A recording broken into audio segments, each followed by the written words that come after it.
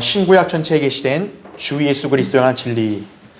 자, 오늘 시편 이제 네 번째 시간 우리가 같이 공부해 보겠습니다.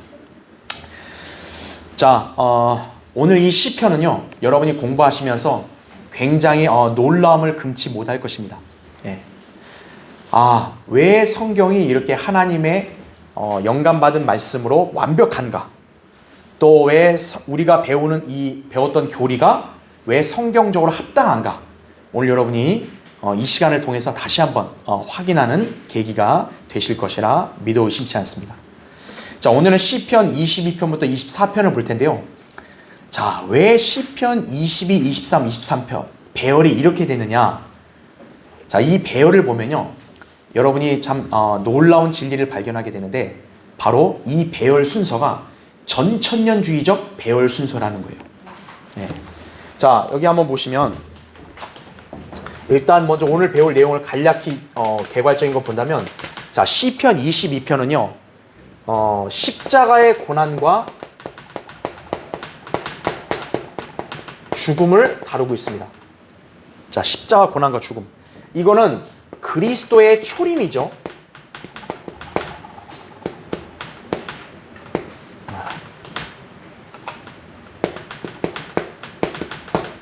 자, 유대인들은 메시아의 오심밖에는 보질 못했어요. 그렇죠? 초림과 재림에 대한 구분을 제대로 못했다는 거죠. 하지만 우리는 이제 완성된 성경이 주어지고 나서 나누어서 공부하다 보니까 알게 되는 거잖아요. 초림과 재림이 구분이 되잖아요.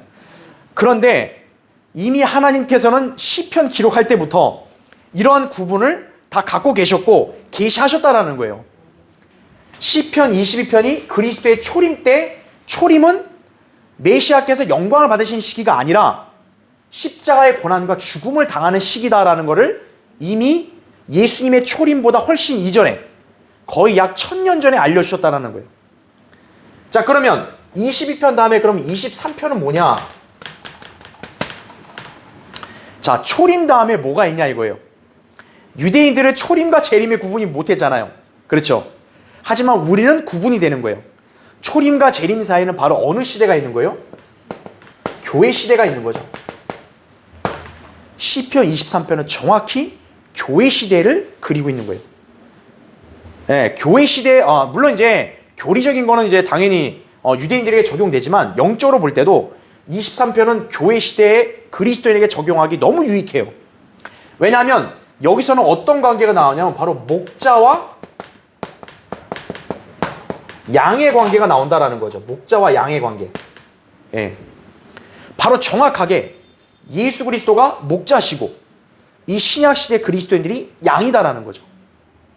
그러니까 지금 이 시대에 바로 구원받은 그리스도인들, 바로 이방인 교회, 주님께서 그 교회를 양들로서 보살피고 계신다라는 거죠. 자, 그래서 교회 시대예요. 그럼 우리가 교회 시대 이후에 바로 뭐예요? 유대인들의 관점에서는 대환란이 당연히 있겠지만, 대환란 끝에 지나고 나면 뭐가 있어요? 재림이 있잖아요. 그게 24편에서 나온다라는 거죠. 자, 십자가의 고난과 죽음인데, 여기서는 메시아의 영광이 나오고요, 그 다음에 권세가 나온다라는 거죠. 바로 왕으로서의 권세가 나온다라는 거죠. 그럼 이게 뭐냐? 그리스도의 재림이죠.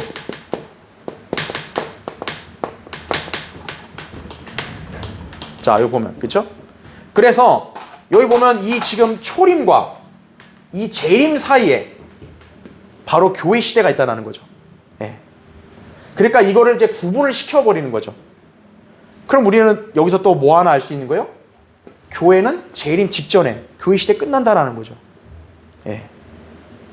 그리고 그리스도의 초림으로 인해서 바로 뭐가 탄생했다는 거예요? 이 십자가 죽음으로 인해서 교회가 탄생했다라는 걸 보여주는 거예요. 이따 볼 거예요. 그래서 이 배열이 바로 뭐냐면 전천년주의적 배열이다 이거죠, 이게.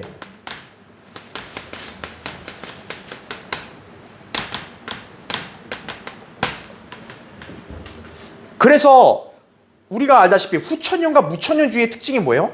그 사람들은 교회가 확장이 되면, 교회가 세상에 장악해서 왕국을 이루면 그리스도가 재림한다는 거죠. 아니면 교회 시대가 곧 뭐예요? 왕국인 거죠. 그러니까 후천년, 무천년은 그냥 이게 이어지는 거죠.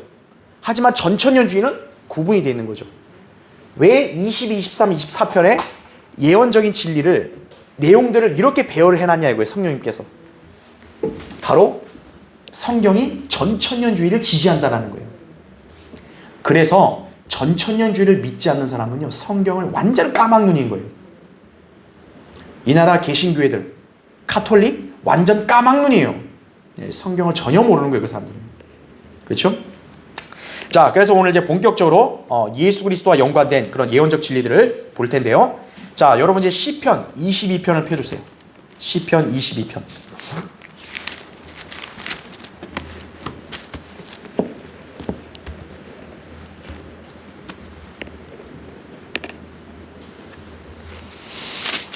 자, 시편 22편은 여러분이 어떤 시편으로 불러도 좋냐면 십자가 시편이라고 불러도 좋아요.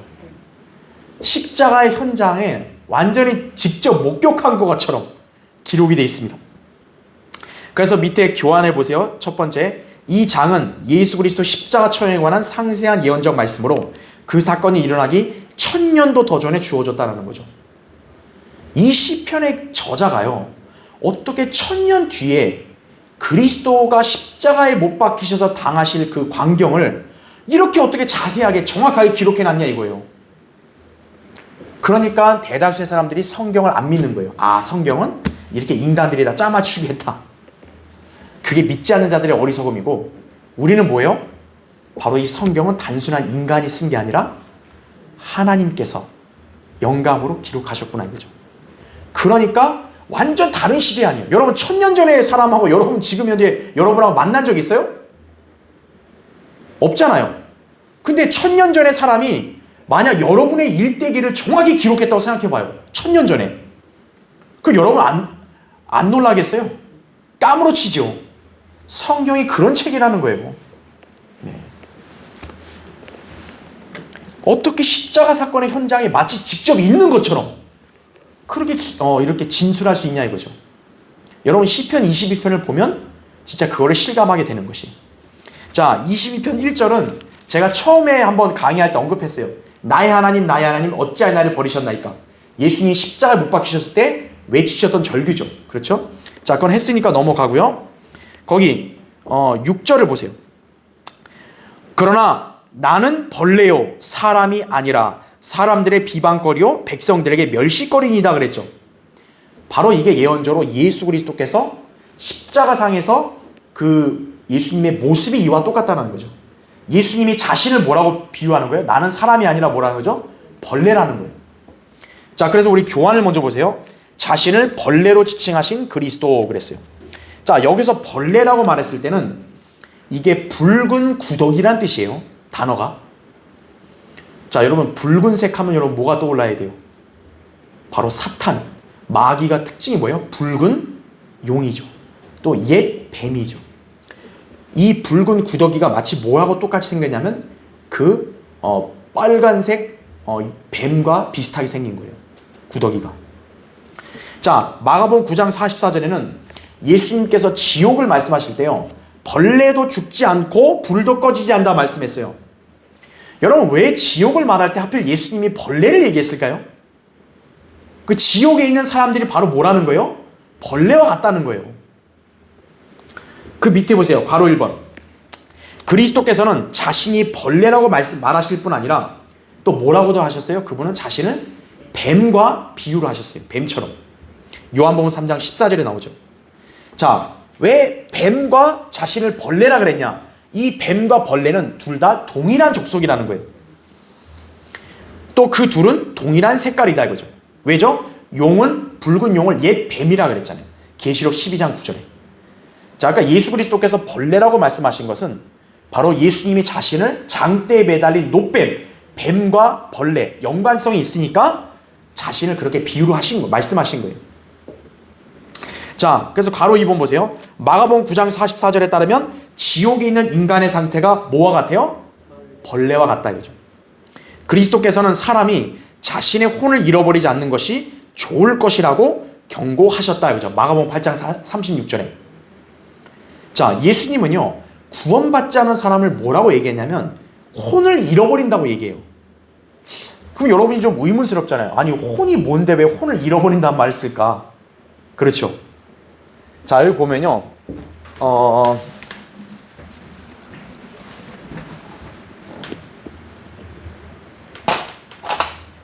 자 벌레라는 말을 벌레 이전에 먼저 혼을부터 볼게요. 여러분 인간의 혼은 제가 뭐와 비슷하게 생겼다 그랬죠? 몸과 같은 형태라고 제가 말씀을 드렸어요. 그렇죠? 옛날 사람들은 인간의 혼이 어떻게 생겼는지를 규명을 못했어요. 그런데 이제 락카원 목사님을 통해서 우리가 다 알게 된 거죠. 성경적으로. 인간의 혼은 바로 뭐와 똑같이 생긴 거예요? 몸과 같은 형태가 생긴 거예요. 즉 일종의 영적인 몸인 거예요. 여러분 안에 영적인 형태의 몸이 있는 거예요. 그게 혼이에요. 그래서 이 혼은 제가 얘기했죠. 바로 뭐예요? 불멸이라 그랬죠. 그렇죠. 몸은 흙으로 돌아가지만 혼은 불멸이에요. 그러니까 이 혼이 구원받으면 낙원, 구원받지 않으면 지옥 간다 그랬잖아요. 자, 그런데 이 혼이 잃어버린다는 말이 뭘까요? 이게 잃어버린다. 잃어버린단 말이. 쉽게 생각하면 혼이 없어진다가 아니라 아까 얘기했죠. 혼이 뭐와 같이 생겨요? 몸과 같은 형태를 했죠. 그러니까 잃어버린다는 거예요. 뭐예요? 이 몸과 같은 형태를 잃어버린다 보시면 되는 거예요.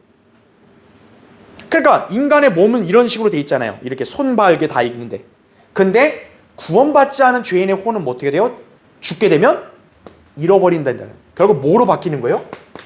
벌레와 같은 모습으로 바뀌는 거예요. 이게. 예. 그리고 왜 그럴까요? 구원받지 않은 사람은 하나님의 자녀가 아니라 누구의 자녀예요? 마귀의 자녀죠. 그렇죠? 자녀는 아비를 닮잖아요. 그래서 구원받지 않은 죄인들은 뭐예요? 자기들의 영적 아비인 마귀를 닮게 되는 거예요. 그래서 마귀가 바로 붉은 용, 붉은색의 옛 뱀이잖아요. 그 모양을 띤 구더기로 인간은 변형이 되는 거예요. 그래서 구원받지 않은 죄인의 혼이 지옥에 들어갔을 때 나중에 지옥에 나오게 되면 뭐예요? 벌레 같은 모습으로 나오는 거예요. 그걸 말하는 거예요. 그냥 이걸 무슨 상징적, 추상적인 게 아니에요. 예수님이 그냥 할 일이 없어서 그냥 대충 추상적으로 말한 게 아니에요. 정말로 지옥에 간 혼은 벌레인 거예요.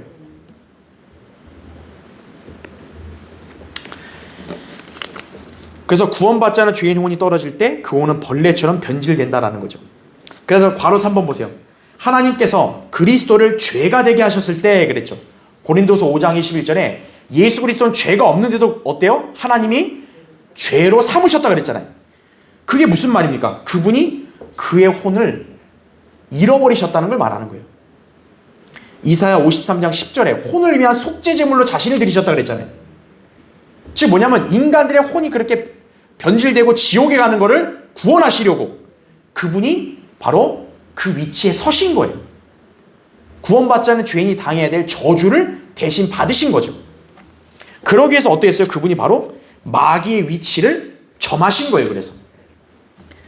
그래서 그 혼은 속죄제물이 되셨다고 이사야 53장 10절이나 히브리서 5장 7절, 요한복음 18장 11절을 보시면 여러분이 정확히 알 수가 있습니다. 그러니까 예수 그리스도가 단순히 세상 죄인들의 죄를 짊어졌다가 아니에요. 그 박옥수 집단처럼 세상 죄를 지고 갔다 이런 개념이 아니에요. 예수 그리스도는 세상 죄를 제거하시려고 그분이 마귀의 위치에 서신 거예요. 그래서 자신이 뱀처럼 되신 거예요. 그리고 그래서 여기 시편에 나온 대로 자신을 뭐라고 칭하시는 거예요? 벌레라고 칭하시는 거예요. 그래서 예수 그리스도가 죄 없는데도 우리를 대신에 그렇게 하신 거죠. 그렇기 때문에 이제 인간들은 어떻게 해야 되는 거예요? 그 예수 그리스도를 자신의 구주로 믿어야 되는 거예요. 만약에 안 믿으면 어떻게 되죠? 예수 그리스도가 그 사람을 위한 대속이 효력이 없기 때문에 이제 그 사람이 어떻게 돼야 되는 거예요? 마귀의 위치에 자기가 서야 되는 거예요. 예수 그리스도가 자기 대신 서셨다는 걸 믿어야 되는데 안 믿었기 때문에 어때요? 이제 자기가 마귀의 자리에 서야 되는 거예요. 그래서 벌레로 되는 거예요. 다시. 그거를 우리에게 말씀하신 거예요. 그러니까 왜 예수 그리스도가 자신을 벌레라고 말씀했냐? 바로 십자가에서의 그 예수 그리스도의 죽음은 바로 그분이 죄의 화신이 됐다는 걸 여기서 언급하고 있다 보시면 되는 거예요. 네. 자, 그러니까 십자가 사건은 굉장히 우리에게서 좀 심오하고 중요한 거였죠. 그렇죠? 자, 교환의 세 번째 보세요. 십자가에 못 박히신 그리스도를 조롱하는 유대인들이다 그랬어요. 자, 바로 7절 8절에 그 내용이 나와요. 나를 보는 자는 다 조롱하며 비웃나니 그들이 입술을 내밀고 머리를 흔들며 말하기를 그가 주께서 자기를 구하실 줄 신뢰하였도다. 주께서 그를 기뻐하시니 그를 구하시게 하라 하나이다 그랬죠. 마가복음 15장 29절 31절 보면 예수님이 십자가 매달리셨을 때 밑에 사람들이 조롱했죠. 당신이 뭐 이렇게 그리스도면 와서 자기를 구원해보라, 자기 자신을 구원해보라고. 그렇죠. 십자가에서 조롱당하는 것까지 정확하게 1000년 전에 시편이 예언하고 있는 거예요. 자, 밑에 네 번째 보세요. 예수 그리스도를 둘러싸고 있는 종교 지도자들과 로마인들에 관한 비유적 언급이 나옵니다. 자, 밑에 괄호 1번 보세요. 자, 이건 이제 12절에 나온 말씀인데, 자, 12절을 보니까 이렇게 나와요. 많은 황소가 나를 애워싸고 바산의 힘센 황소들이 나를 둘러쌌나이다 라고 말씀을 하고 있습니다. 자, 지금 여기서 계속 비유적인 표현이 나와요. 근데 여러분이 생각해 보세요. 초림 때 정말 물리적인 황소가 있었어요? 예수님 십자가 밑에? 동물 황소는 없었어요. 그럼 여기서 황소들은 누굴 말하는 거예요? 바로 종교 지도자들을 대신 비유적으로 말하고 있는 거예요. 왜일까요? 제가 한번 강의한 적이 있었죠. 사탄이 원래 타락하기 전에는 어떤 존재라 그랬어요? 하나님의 보좌를 덮는 그룹이었다 했죠. 그룹. 그런데 그 그룹, 사탄이 그룹을 있을 때 얼굴 모습이 뭐라 그랬어요? 에스겔 1장과 10장을 보면 황소라고 했습니다. 황소. 그렇죠. 바로 그자가 타락을 해서 사탄이 된 거예요. 그래서 지금도 어때요? 사탄이 인간들로 하여금 그 우상 숭배를 받으려고 인간들로 하여금 어떤 형상을 만들게 해요? 소 형상을 만들게 하잖아요. 예. 막 금송아지, 황소. 왜 자꾸 소 머리를 만드냐고요. 그렇죠. 바로 그 황소가 마귀의 본디 얼굴이었다라는 거죠. 예. 그러니까 여기 나온 대로 바산의 힘센 황소들이 나를 둘러쌌다. 바로 그 마귀에게 속한 자들, 그 종교 지도자들을 지금 여기서 대신 말해주는 거죠. 바로 그들이 지금 예수 그리스도 주변을 둘러싸서 조롱하고 있는 거다라는 거죠. 예. 자, 동일한 부류의 사람들, 이 사람들이 에스겔 2장 6절에서는 전갈로, 마태복음 23장 33절에서는 독사들로 불린다는 거죠. 자, 예수님이 바리새인들을 저주할 때 독사들이라고 했잖아요. 독사들. 한마디로 니네 뱀들이라는 거죠. 뱀들. 왜 뱀들이란 말을 했을까요? 바로 그들의 아비가 뱀이니까요. 왜 이들을 황소들로 비유했을까요? 그들의 아비가 황소니까요. 그렇게 아시면 되는 거죠. 자, 밑에 괄호 2번 보세요. 자, 13절은 또 이렇게 말해요. 그들이 내게 입을 벌림이 마치 찢고 울부짖는 뭐 같대요? 사자 같나이다. 이번에는 예수님을 둘러싼 그들이 마치 뭐와 같이 한대요? 사자 같이 한대요. 울부짖는 사자. 여러분, 울부짖는 사자가 또 누구예요? 마귀죠. 베드로전서 5장 8절에 보면 정신을 차리고 깨어있으라. 이는 너희의 대적 마귀가 울부짖는 사자처럼 산길자를 찾아 두루 다니기 때문이라는 거죠. 왜 여기서 울부짖는 사자라 얘기했냐? 바로 그들이 그들 아비 마귀처럼 그런 짓을 하니까 여기서 또 말씀하고 있는 거예요. 네. 그 다음에 괄호 3번 보세요. 자, 이건 16절 말씀이요. 이건 제가 처음에 한번 언급도 했지만 중요하니까 다시 볼게요. 개들이 나를 애워싸고 악인의 무리들이 나를 둘러쌌으며, 자, 그들이 뭐라고 합니까? 내 손과 내 발을 찔렀나이다.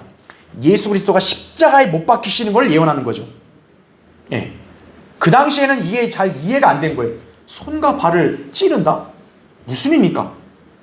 특히 다윗은 이런 걸 경험한 적이 없어요. 이거는 정확히 예수 그리스도의 십자가를 예언하는 거죠. 그런데 예수님을 십자가에 못 박는 자들이 여기 보면 누구로 나오고 있어요? 개들로 나옵니다. 개들. 예. 여러분 보세요. 자, 이 개들을 얘기할 때 또 보면 악인의 무리들이라고 얘기하죠. 똑같이.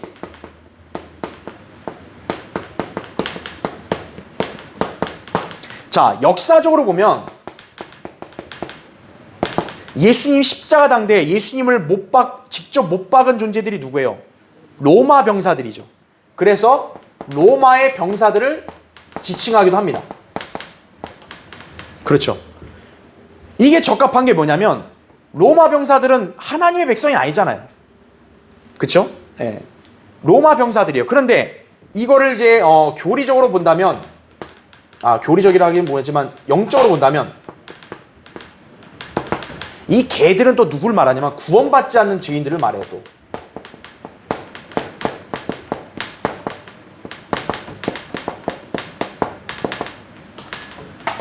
그러니까 하나님을 믿지 않은 죄인은 역시 뭐예요? 하나님의 관점 볼 때 개예요, 개. 예. 계시록 22장 15절에 보면 영원 세계에 영원 세계에 이제 하나님의 백성으로서 그 새 땅이나 뭐 새 예루살렘 들어가지 못하고 이제 흑암, 불못에 던져질 존재들을 얘기할 때 개들을 얘기하거든요. 그 개들이 진짜 물리적인 멍멍 개가 아니고 바로 구원받지 않은 죄인들을 말한다라는 거죠. 예, 개들은. 자, 그래서 그게 이제 바울도 그거를 이제 비유적으로 한번 얘기했는데 빌립보서 3장 3절에는 2절에 이렇게 나와요. 개들을 주의하고 악한 일꾼들을 주의하며 살을 베어내는 자들을 주의하라 이렇게 말해요. 빌립보서 3장 2절에 보면 그때 바울도 개들을 주의하라 그래요. 바로 그 개들이 구원받지 않은 자들을 말한다라는 거죠. 예. 또 흥미로운 게 있어요. 여러분 개가 영어로 뭐예요? 도구예요, 도구. 여러분 도구를 거꾸로 쓰면 뭐예요? 갓이에요, 갓. 갓이 하나님이죠. God. 그 갓을 하나님을 거꾸로 쓰면 뭐가 되는 거예요? 도구, 개가 되는 거예요. 하나님과 역행하는 자들은 뭐예요? 다 전부 개인 거예요. 그래서 참 놀라운 언어적인 일치죠, 그렇죠? 예. 그러니까 구원받지 않은 개가 되지 말고 구원받은 하나님의 자녀, 양이 되라 이거예요. 그렇죠. 예. 자, 그래서 예수 그리스도를 둘러싸고 있던, 그러니까 십자가 그 현장에는요, 예수님은 홀로 계시는 거예요, 외롭게. 그 십자가 밑에서는 물론 요한이나 그 여인들도 있었지만, 그러나 거의 대다수는 뭐예요? 조롱하는 유대인들이었다고요. 그 로마 병사들은 또 거기서 오히려 이따 보겠지만 예수님의 옷을 갖다 제비 뽑아 나누는 그런 짓거리를 하고 있었던 거죠. 자, 밑에 보세요. 5번째. 골고다에서 그리스도께서 당하신 고통을 묘사하는데, 자, 아까 우리 22편이었죠? 이제 읽진 않을게요. 14절과 여러분 15절을 보면요, 정말 이 십자가에서 그리스도께서 고통을 얼마나 느끼셨는가, 여러분 이 구절을 보면 절절하게 느끼실 수 있는 거예요. 자, 교환을 보세요. 5번째. 골고다에서 그리스도께서 당하신 고통을 묘사하는데 몸이 잡아당겨지고 매달려 있음으로써 뼈들이 어그러졌으나 꺾이지는 않았다라는 거죠. 예. 한번 제가 언젠가는 한번 십자가에 관한 이제 설교를 한번 할 기회가 있을 거예요. 여러분이 예수 그리스도가 십자가에 매달린 게 그냥 막연하다고 생각하지만요, 여러분 십자가의 고통은요 진짜 끔찍합니다. 십자가에 매달리는 건요, 예수님은 가시면류관 썼잖아요. 여기를 못을 박잖아요. 그렇죠. 네. 그대로 매달려 있어야 되잖아요. 피가 안 통하는 거예요.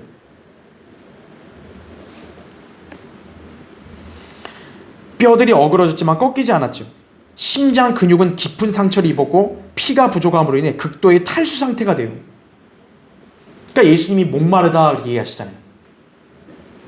그 다음에 그 고통을 견딜 만큼 남아있는 기력이 없었다라는 거죠. 그래서 십자가 처형이요, 극악 흉악범들을 처형하는 도구. 왜 오죽하면 흉악범 처형 도구가 됐겠어요? 그게 굉장히 고통스러운 거거든요, 그게. 주님이 그렇게 하는 거는 여기 있는 우리 모두를 위해서 그렇게 하신 거예요. 여러분 개개인을 위해서. 자, 6번째. 주님의 옷을 병사들이 제비 뽑았다. 그건 18절에 나오죠. 그들이 그들 가운데서 내 겉옷을 나누고 내 속옷을 제비 뽑나이다 이거죠. 요한복음 19장 23절 24절에 병사들이 정확히 그렇게 했죠. 예. 예수님의 옷은 이게 뭐 나눠서 가질 수가 없어요. 이렇게 뭐 분리된 게 아니다 보니까 제비뽑아 나누고 가진 거죠. 자, 그 다음에 7번째 보세요. 자, 그래서 지금까지는 우리가 예수님의 십자가에서의 그런 고난, 죽음을 지금 살펴봤어요. 자, 그러면 여러분 이제 아까 제가 처음에 이 칠판에 판서한 걸 여러분 기억하신다면 십자가 고난과 죽음으로 인해 바로 어느 시대가 그 다음 와야 돼요? 교회 시대가 와야겠죠. 이제 교회에 관한 예언, 그리고 교회 이후에 대환란과 천년왕국에 관한 예언적 순서들이 여기서 보이는 거예요. 자, 먼저 볼게요. 괄호 1번. 내가 주의 이름을 내 형제들에게 선포하며 회중 가운데서 내가 주를 찬양하리이다 라고 말씀합니다. 이게 22절에 나온 말씀이에요. 자, 19절부터 21절은 이제 기도지만 예수 그리스도는 분명히 죽기 전까지는 하나님이 기도응답을 안 했어요. 그렇죠? 잔을 옮겨달라 했는데 하나님이 기도응답을 안 해버리셨어요. 예수 그리스도가 죽기 전까지는 기도응답이 안 되는 거예요. 하지만 죽음 이후에는 어떻게 됐어요? 예수님의 기도는 응답받은 거예요. 즉 히브리서 5장 7절에 보면 죽음으로부터 구원을 받은 거죠.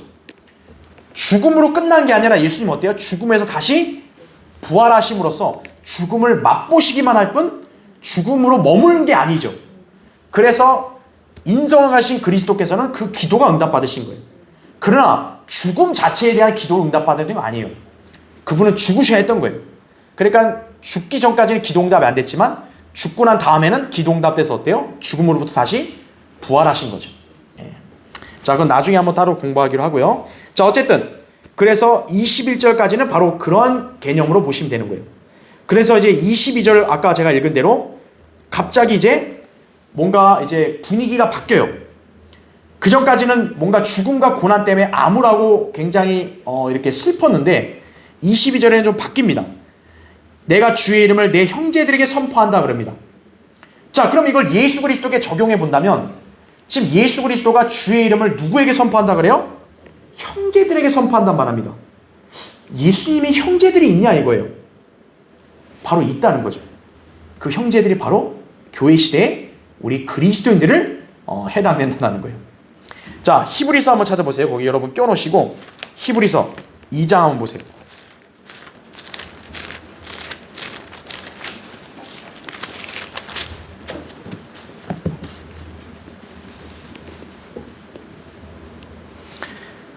히브리서 2장 자 9절부터 한번 제가 읽을게요.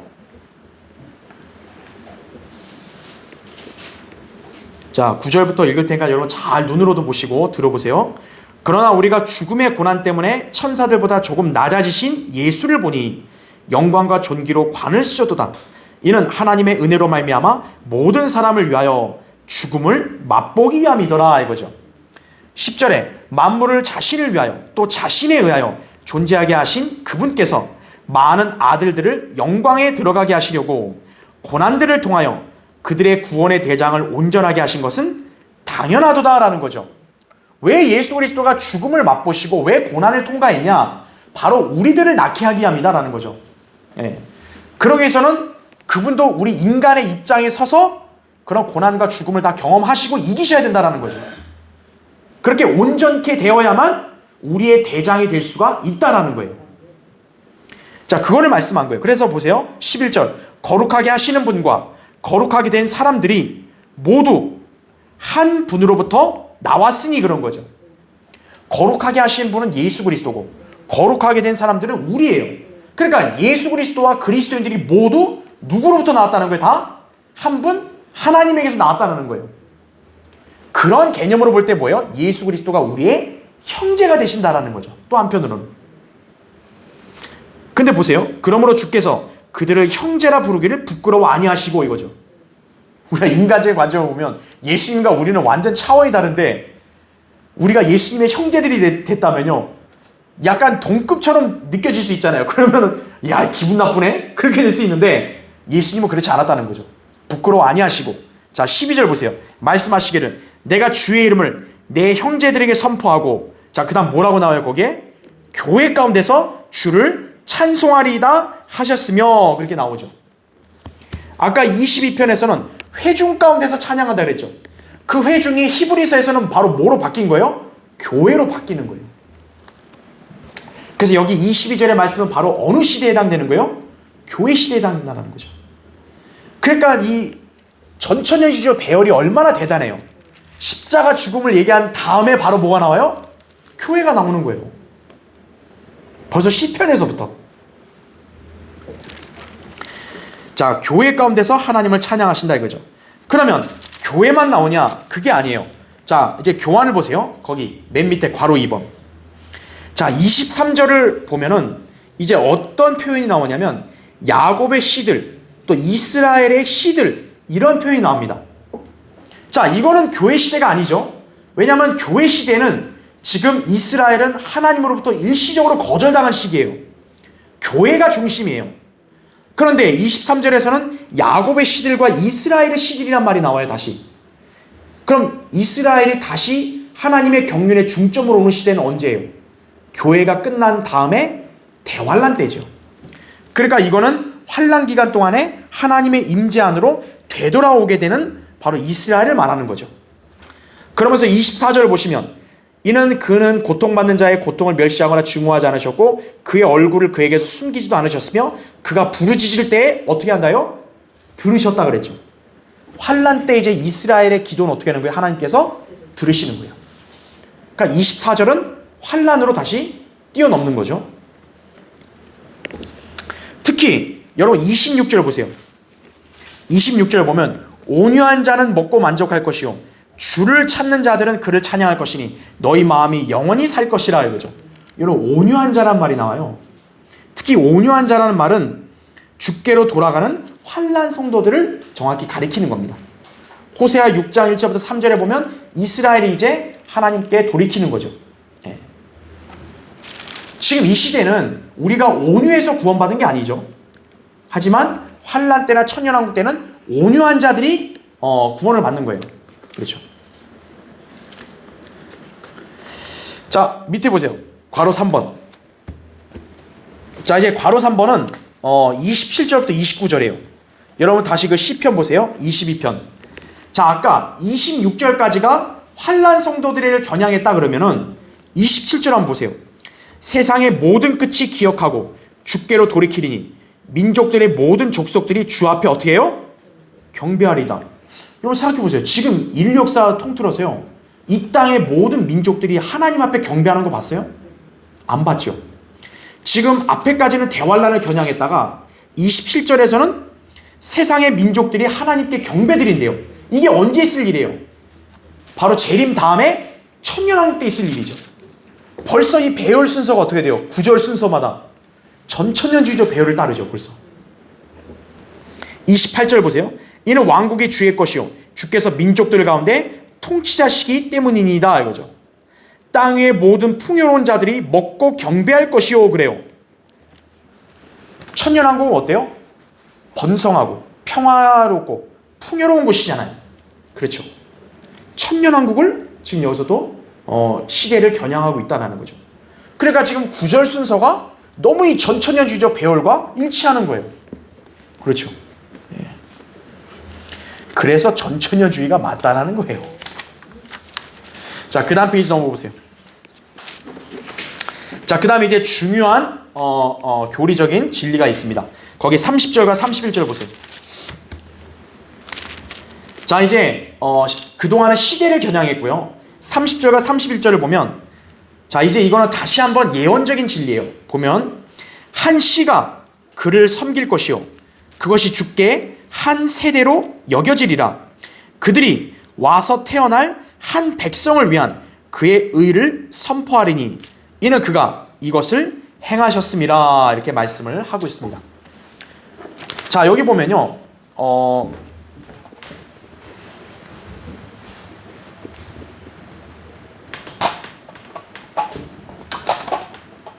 자, 지금 시편 22절 30절을 보니까 한 씨라는 말이 나와요. 씨. 여러분 씨는 항상 뭐와 연관되어 있다 보면 돼요? 생명, 출생과 연관되어 있죠.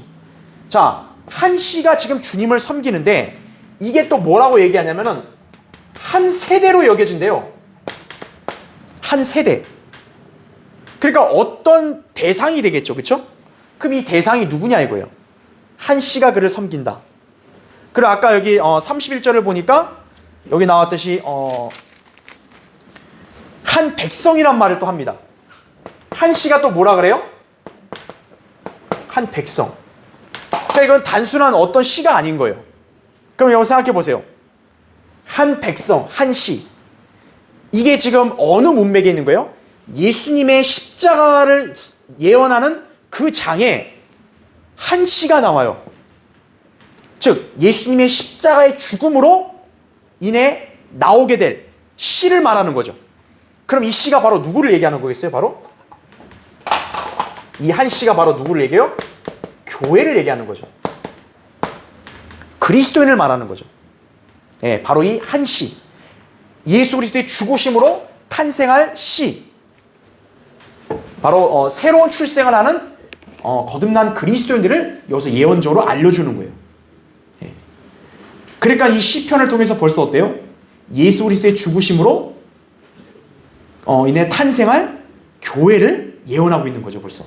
예. 그 이사야 53장 10절에 그거는 이제 여러분 동그라미 1번 보세요. 제가 교환에 그 괄호 4번 밑에 동그라미 1번 보시면 이사야 53장 10절에 이렇게 나와요. 그를 상하게 하는 것이 주를 기쁘시게 하였기에 주께서 그를 고난에 두셨도다. 주께서 그의 혼을 속죄 제물로 만드실 때 잘 보세요. 그가 뭘 본다 그래요? 자신의 씨를 보리니라고 말합니다.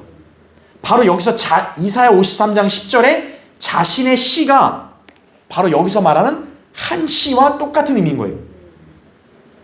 그러니까 예수 그리스도가 왜 십자가의 죽음을 기꺼이 받으셨냐라는 거예요. 바로 그분 자신의 죽음으로 인해서 탄생할 그 씨를 보시니까 기쁜 거예요. 바로 새로운 출생으로 태어날 그리스도인들을 언급한다라는 거죠. 자, 왜 신약 교회 그리스도인들이 왜 독특하냐면요. 굉장히 왜 엄청난 특권을 가진 거냐면 구약 시대의 어느 누구도 거듭남으로 출생한 사람이 없어요. 그런데 유독 신약 성도들만이 어떤 거예요? 예수 그리스도의 죽으심 때문에 우리가 거듭남으로 새로운 출생을 하게 된 거예요. 그래서 요한복음 1장 12, 13절에 누구든지 그를 영접한 사람들에게는 하나님의 아들들이 되는 권세를 주셨으니 즉 그의 이름을 믿는 사람들에게니라 라고 말씀하시면서 그 다음 절에 뭐라 그래요? 그들은 혈로나 육신의 뜻으로나 또한 사람의 뜻으로 나지 아니하였고 하나님에게서 낳느니라 그러죠. 난 사람들이라 그러죠. 구약의 이스라엘은 인간에게서 다 낳은 거잖아요.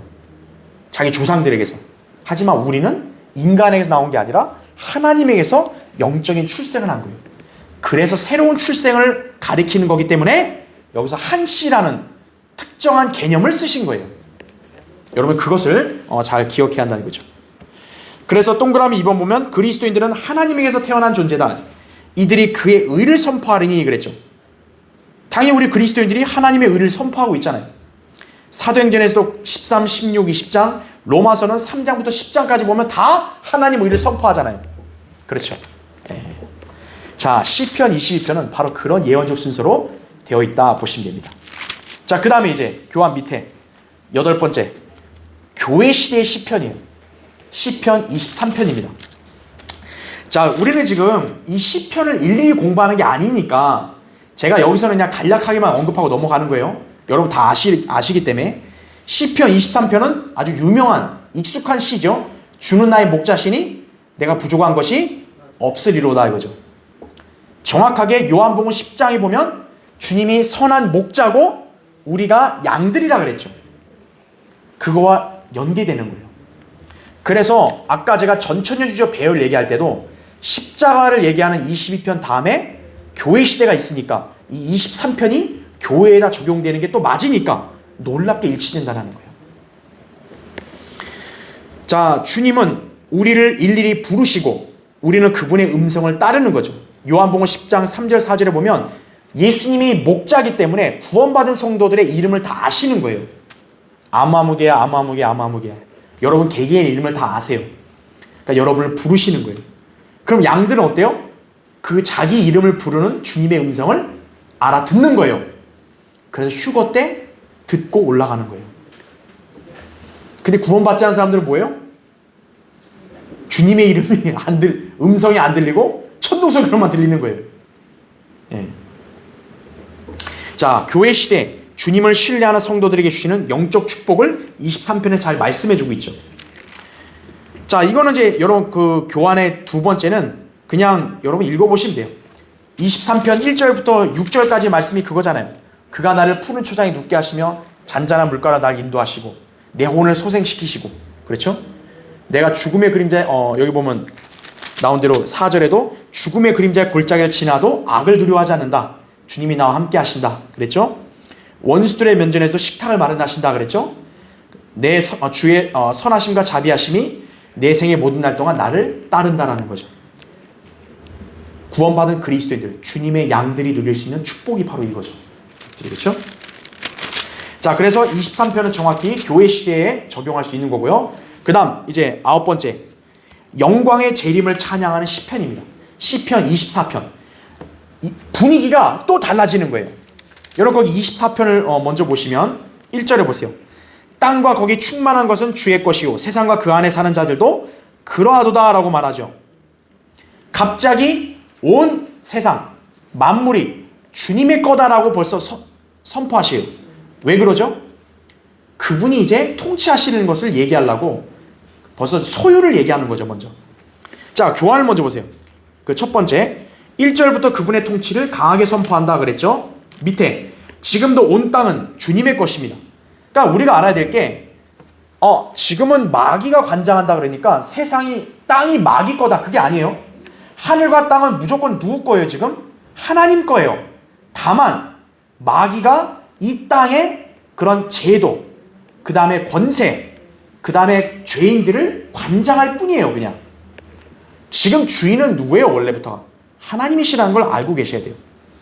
자, 누가복음 4장 6절이나 에베소 2장 2절에 보면 하나님의 것이지만 세상을 지금 누가 관장하고 있는 거예요? 마귀가 관장하고 있다는 거예요.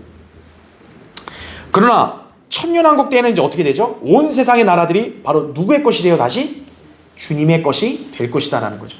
계시록 11장 15절에 보면 이 세상 나라들이 이제 누구의 나라로 되는 거예요? 그리스도의 나라가 되는 거예요. 지금 세상, 특히 유엔은 어때요? 바티칸은 우리 겁니다. 그런데 어때요? 주님이 재림하면 내놔. 그럼 이제 내놔야 되는 거예요. 그들은 이제 불못으로 가는 거예요. 그러니까 24편은 벌써 어때요? 1절부터가 재림을 강력하게 암시하는 거죠. 다 누구 거라는 거예요? 하나님 거예요. 그러니까 하나님께서 내 거니까 내 가져간다, 내놔 이러면 줘야죠. 그렇죠? 예. 자, 밑에 보세요. 두 번째 3, 4절은 대환란 때 행위 구원을 다루고 있다 그랬어요. 24편 3절 4절에 보니까 주의 산에 오를 자가 누구냐라고 말했더니 4절에 뭐라고 나와요? 깨끗한 손과 순결한 마음을 지닌 사람이 올라간다는 거죠. 여러분, 손은 뭐예요? 일하는 수단이죠. 즉 이거는 행위 구원을 말하는 거예요. 순결한 마음과 깨끗한 손, 믿음 플러스 뭐예요? 행위를 말하는 거예요. 즉 이거는 바로 환난 성도들을 겨냥하는 거죠. 계시록 12장 17절이나 14장 12절을 보면 믿음과 행위로 구원받는 환난 성도들만이 어떻게 된 거예요? 재림했을 때 주의 산에 오를 자격이 있는 거예요. 만약에 행위로 구원을 못 지키면 어때요? 주님이 재림했을 때 주의 산에 못 오르는 거예요. 네. 그 다음에 보세요. 세 번째, 이어서 7절부터는 왕께서 오시는 것을 강하게 선포하신다 그랬어요. 여러분 거기 24편 다시 보세요. 24편 7절을 보세요.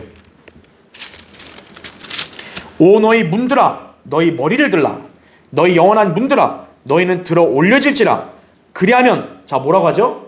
영광의 왕께서 들어오시리라 이거죠. 이 영광의 왕이 누구신가?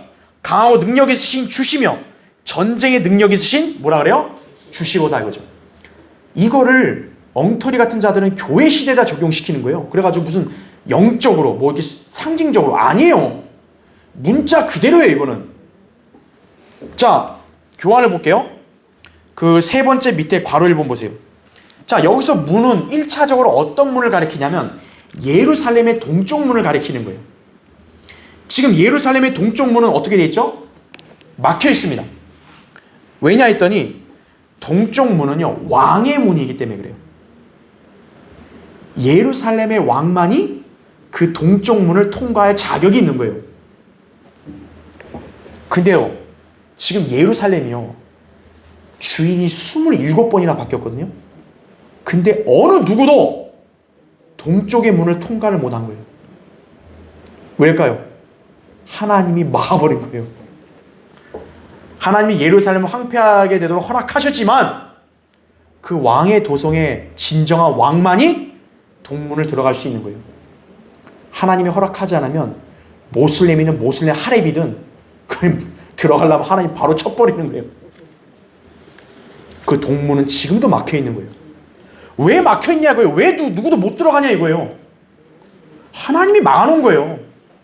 그건 내 아들만 들어갈 곳이다 이거예요. 하나님이 허락 안 하면 인간은 아무것도 못 하는 거예요. 거기 나온 대로 에스겔 43장 4절이나 스가랴 14장 4절 보면 이제 주님이 동쪽으로 입성하시는 거예요. 예수 그리스도께서 오실 때 그분은 그 문으로 들어가실 것이다. 그래서 아까 얘기한 대로 너희 영원한 분들아 너희 들어올려질지라 이거죠. 그리하면 영광의 왕께서 들어가시리라 그죠. 바로 주님이 재림해서 예루살렘 동쪽 문을 들어갈 걸 예언하시는 거예요. 첫 번째고요. 그 다음에 괄호 2번 보세요. 그러나 이 시편의 문들은 천년왕국 성전 문들 이상의 것이다 라고 그랬어요. 자, 이 문은 또 어디를 볼 수 있냐면 셋째 하늘로 들어가는 문이기도 한 거예요. 자, 영광의 왕께서는 마귀를 공개적으로 조롱하시고 십자가로 마귀와 그의 권세를 굴복시키셨죠. 분명히 골로새서 2장 15절에 나온 대로 십자가로 정사와 권세를 다 이기셨어요. 그리고 승천하시면서 승리를 거둔 분답게 주님은 어떻게 합니까? 사로잡힌 자를 사로잡아 올라가셨죠. 에베소 4장 8절에 보면 그들을 데리고 이 문들로 들어오셨다라는 거죠. 그러니까 여러분이 아셔야 될 게 셋째 하늘도 어때요? 문들이 있는 거예요. 좀 이게 심오해서 지금 제가 여러분에게 길게 설명할 수 없지만 셋째 하늘에도 문들이 있는 거예요. 그런데 셋째 하늘로 들어올 수 있는 문은 누구라는 거예요? 예수 그리스도라는 거죠. 그래서 요한복음 10장 9절에 뭐라고 나왔어요? 나는 그 문이라 이렇게 말씀한 거예요. 바로 실질적으로 뭐예요? 예수 그리스도를 통해서만이 인간이 하늘나라 갈 수 있다는 거예요. 그분이 그 문이라는 거죠. 그런데 예수 그리스도라는 그 문을 빼고 다른 문으로 들어가려고 한단 말이에요. 그게 누구냐? 바로 사탄이죠.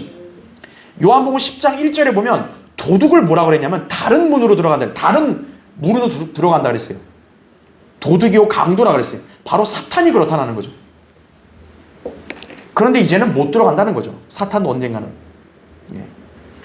구원받지 않은 자들은 더더군다나 어때요? 하늘나라로 못 들어가는 거예요. 예수 그리스도나 그 문으로만 통과하지 다른 문으로는 끼웃도 못하는 거예요. 3, 40년 내가 교회 생활했습니다. 못 들어가는 거예요. 아, 내가 교회에다 수십억을 헌금했습니다. 못 들어가는 거예요. 예수 그리스도를 구주로 영접한 사람만 이제 그 문으로 들어가는 거예요. 자, 그분께서 바로 그 문들로 들어오셨던 거죠. 이 영광의 왕께서 이제 다시 어때요? 그 하늘의 문을 지나서 땅의 예루살렘 동문을 통과해서 예루살렘으로 다시 들어오실 것이다 이거죠. 그래서 문들아 너희 머리를 들라 이거예요. 영광의 왕께서 이제 들어가셔야 한다 이거예요. 그거를 또 언급할 수도 있다라는 거죠. 자, 마지막 네 번째, 이 영광의 왕은 전쟁의 능력이 있으신 누구예요? 주시다. 왜 이 왕을 전쟁의 능력이 있다 그랬겠어요? 이분은 전사시니까요. 이분이 그냥 왕 올 때 무슨 뭐 정치인을 대통령처럼 아유 감사합니다 이게 아니라 아마겟돈 전쟁을 통해서 어때요? 다 휩쓸어 버린다라는 거죠. 그리고 무력으로 그들을 다 굴복시키고 왕으로 입성하실 것이다라는 거죠. 그래서 8절에 얘기할 때 전쟁의 능력이 있으신 주다라고 말씀한 거예요. 이 영광의 왕이 바로 만군의 주시다 이거죠. 만군, 모든 그런 군대, 하늘의 군대의 주시다 이거예요. 10절에 이분은 성령께서 스가랴 13장 7절에서 설명하신 바로 그 목자요 왕이시다라는 거죠. 자, 여러분 시편 22편, 23편, 24편 이 배열이 그냥 우연일까요? 우연이겠냐고 이게. 성령님께서 다 의도로 하심으로 그렇게 기록하신 거예요. 교회 시대는 목자시고 그 이전에는 십자가에 못 박히신 우리의 구주시, 그리고 난 다음에는 뭐예요? 24편에는 영광의 왕으로 이제 바뀌시는 거예요. 이 예언 그대로 과거에 이루어졌고, 십자가는 이루어졌고, 이제 교회 시대는 지금 이루어졌고, 재림도 이루어진다라는 것이에요. 그렇죠? 여러분 그 잘 기억하시면 됩니다. 자, 다음 시간에 또 계속하도록 하겠습니다.